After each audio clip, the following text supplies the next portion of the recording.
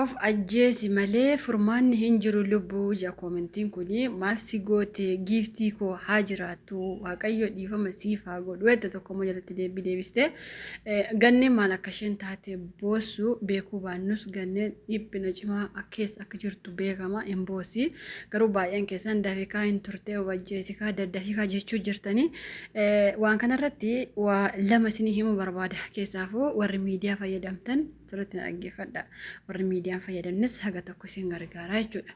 Namoonni gaafa rakkoo keessatti arganii haga duutanii ariifatanii gaafa duutan immoo suuraa keessan kan poostii isin go'an kan miidiyaa qabu miidiyaa isaatiin fayyadamuu fi kan miidiyaa hin qabne immoo du'a keessan gammadeetu jechuudha. Kanaafuu waan lama akkasinitti immoo jecha namaa gocha namaa fi dubbii namaa kana sadan irraa of eeggadha. Fakkeenyaaf ganni irraa dhiphina ishee namatti hin himanne ofitti teessee boo'u jirti. Garuu koomentiin achi jala jiru hundi dafikaa hin turte. Boonee gaafa isheen ani addunyaan kuni har'a bichaadha. Addunyaa kanarraa deemaa jira. Warri natti mufattan dhiifama naaf godha har'uma bichaadhaan koo guyyaan koo addunyaa kanarra koomentiin boonee jala ture yeroo booneen fajjeesti sana hundi isaa dafikaa bichaadha. Akkuma isin jettanitti booneen fajjeeste kanallee isheen boossee rakkoo ishee sun himatiin garuu baay'een keessan dafi ganneen turte keessan hin nyaattu keessan hin dhugdu Hinumaayyuu ijoolleen keenya baay'een dafikaa ka jettanii rakkoo keessa rabbiin haa beeku rakkoo itti isin ijoollee keenya fixuuf akkana taatanii rakkoo keessa rabbi haa beeku inumaayyuu ka jechuun warri koomentii akkasii barreessan kun du'a ijoollee keenyaatti ka warri farrisanii hin beektu ka gara ija jiran kana beektu budaa kana ka jiran takka hin jira beektu hundi keessanuu araboonnoo hin beekti bishaan dhiqattee ati dhiqattee fa'aa ofitti naqxee araboonni waan akkasii beektu warra waan akkasii mi'eeffate natti fakkaata. Maaliif warra nama nyaachuu mi'eeffate walumaa galatti nama yoo nyaattan malee nyaanni biraan isinitti hin gorretu dafikaa ijoollee keenya walumaa galatti rabbi isinumatti haa deebisu jechuu barbaada. Rakkoo ganniin yeroo Joordaan jirtu rakkoo hedduu keessa akka turte himaa turte har'a garuu galata rabbii Joordaan sana keessaa yuuftee suuqii ishee banattee jireenya mataa ishee mana arabaa keessaa baatee jireenya ofii hojjetachuu jirti. Garuu ganni waa hedduu keessa dabarte inumaayyuu isin nama bifa isheetiin uumaa rabbiitiin ganni qeeqaa ture siigalee har'a ganniin gaafa asirraa sirbitee utaaltee waan feete jettee haasoftu baay'een keessa ganniin gammachuu qabdi isinitti fakkaachuu danda'a garuu waan arrabni kun dubbatu arrabni kun lafeen qabu garuu lafee nama cabsa akkuma jedhanii feetu ganniin arraba namaati ta'a feetu rakkoo rakkatteetu ta'a feetu mudannoo ishee ka durii yaadatteetu ta'a rakkoo isheen amma beektu keessa jirtu rabbumatu beekaa jechuudha.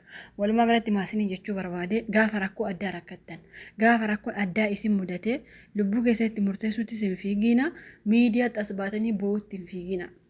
Maaliif miidiyaa kanarra ijji miidiyaa kanaa hin nyaata. Amma fakkeenyaaf ijoolleen keenya baay'een miidiyaan kun gariin hin kaffala kaffaltii qaba fakkeenyaaf kan akka yuutuubii tiktaakaa feesbuukii hundi isaa qarshii kaffala namoota seera guuchifatee jechuudha.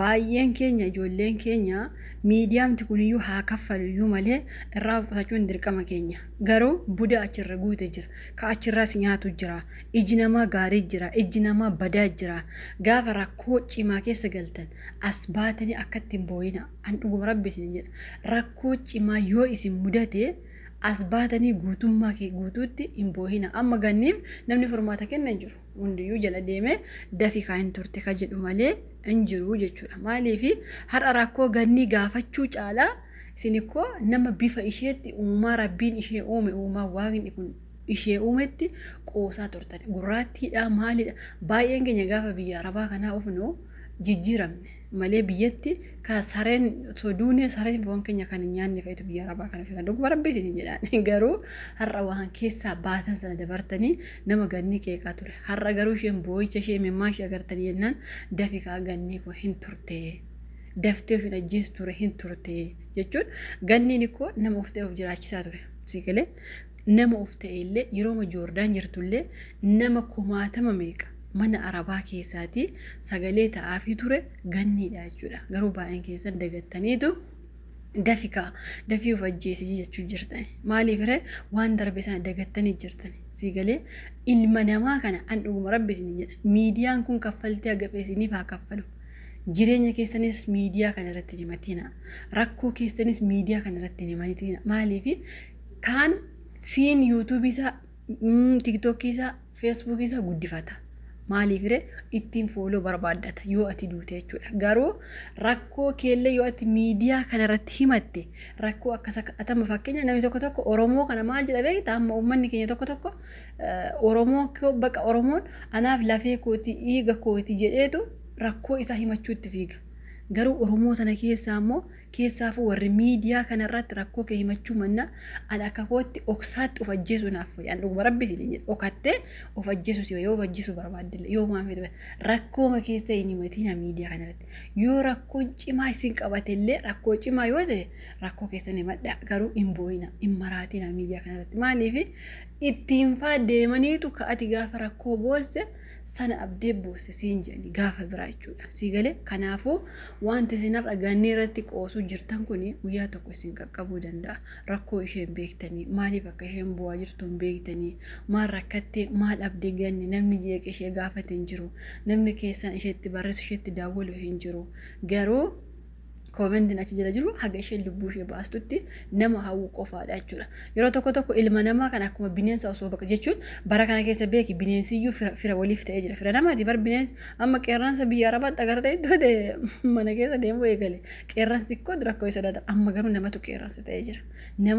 Namatti deebi'ee nama nyaata. Namumatu foon kee tabbafatis nyaata walumaa galatti. Jechuun warri har'adduu imaal hamma du'a ishee hawwitanii maaqxanii keessaan ganne maal taate rakkoon kee maali? Isheen tarii sitti himachuu dandeessida. Siigalee warri har'adduu ikaa dafii jiran kuni osoo mucaan kuni koomentii makana jettee waa of goote yookaas immoo rakkoo cimaa qabaattee rakkoo sanaaf waa of goote namni bor suuraa gannii maxxansee miidiyaa isaa itti guddifatu warra har'a du'a isheetti hawwaa jirudha jechuudha. Kanaafuu haa jiraattu du'a isheen hawwiina. In arrabsiinaallee baay'een keessan amma gaafa isheen viidiyoo tokko gadda hojjettee gadhiifte hin dannasti. Osoo dannastu jawaartu fuuldura ishee jala fakkaate achi galagalteenna fiiltarii irraa ka'e. Bakka fiiltarii sanatti suuraa kaafattanii akka malee arrabsitan asii fachi feesbuukii kanarra ooftanii tiktook irra ooftanii gannii ishee akkasii gannii maaliitan jechuun nama haga namaan geenyetu nama umurii isaa guutuu rakkachaa jirutu nama umurii isaa guutuu tiktaakiimti kunu maal akka ta'e yuutuubii feesbuukii maal akka ta'e nama hin beekne horiitu nama tuqaan dhuguma rabbisin jedha. Ganni jechuun ani maal jedhee akkasini ibsuun beeku dhugaa rabbisin jedha cimtuudha.